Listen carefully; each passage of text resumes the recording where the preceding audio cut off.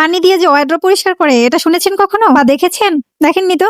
আজকে দেখে নিন। আমি কিন্তু আমার এই ওয়ার্ড্রপটা ৬ বছর ধরে ব্যবহার করছি। আর ৬ বছরে আমি যতবার পরিষ্কার করেছি ততবারই আমি পানি দিয়ে এভাবেই পরিষ্কার করেছি। প্রথমে আমি হুইলের গুঁড়া দিয়ে সুন্দর করে এটা ঘষে মেজে পরিষ্কার করেছি। তারপর হচ্ছে পানি দিয়ে মুছে ফেলেছি। আমি কিন্তু সবসময় বিপরীত দিকেই থাকি। যেমন ধর ভর দুপুরে নাকি গাছের গোড়ার মধ্যে পানি দিতে হয় না, কিন্তু আমি কিন্তু এই জিনিসটা একদমই বিশ্বাস করি না। আমি কিন্তু আমার অনেকগুলা ফুলের গাছ ছিল, আমি সবসময় এই ভর দুপুরবেলা যখন দেখতাম যে গাছ একটু শুকনো ধরেছে তখন আমি পানি দিতাম।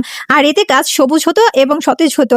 বিশ্বাস না হলে তোমরা ট্রাই করে দেখতে পারো। অনেকে বলে দুপুরবেলা নাকি রোদের মধ্যে গাছে পানি ঢাললে গাছ নাকি মরে যায়, এটা একদম ভুয়া কথা। ঠিক তেমনি ওয়ারড্রপটা পানি দিয়ে ধুলে ওয়ারড্রপ নষ্ট হয়ে যাবে, এটাও একটা ভুয়া কথা। না হয় আমি এত বছর ধরে করছি, কই আমার ওয়ারড্রপ তো নষ্ট হয়নি। আমি এত বছর ধরে গাছে পানি দিয়ে ভর দুপুরে, কই কোনো সমস্যা হয়নি। তো কিছু মানুষ আছে যাদের বলবে এই তোমার কান্না চিলে নিয়ে চলে গেল, তখন সে কি করবে? চিলের পিছনে দৌড়াবে, অথচ তার নিজের কানে হাত দিয়ে দেখবে না যে আসলে কানটা আছে কিনা।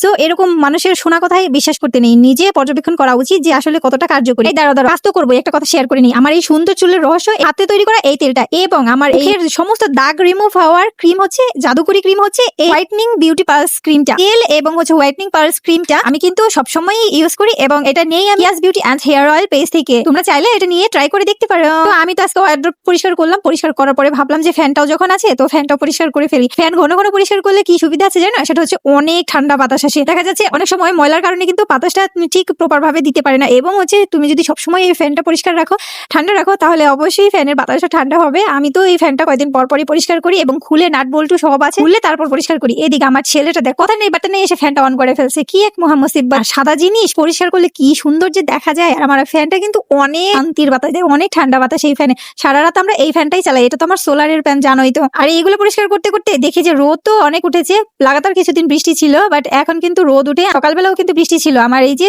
পরিবেশ দেখেই বুঝতে পারছো কি স্যাঁতস্যাঁতে অবস্থা, কিন্তু এখন কিন্তু রোদ উঠেছে। আমি এর জন্য তাড়াতাড়ি করে আমি এবং আমার শাশুড়ি আম্মা দুজনে মিলে যত জামা কাপড় ছিল ঘরের ভিতরে সবগুলা শুকা দিচ্ছি। আসলে কাপড় যদি রোদ্রে না শুকায় না, তাহলে কেমন যেন একটা ফ্যাকাশে গন্ধ আসে, ভালো লাগে না।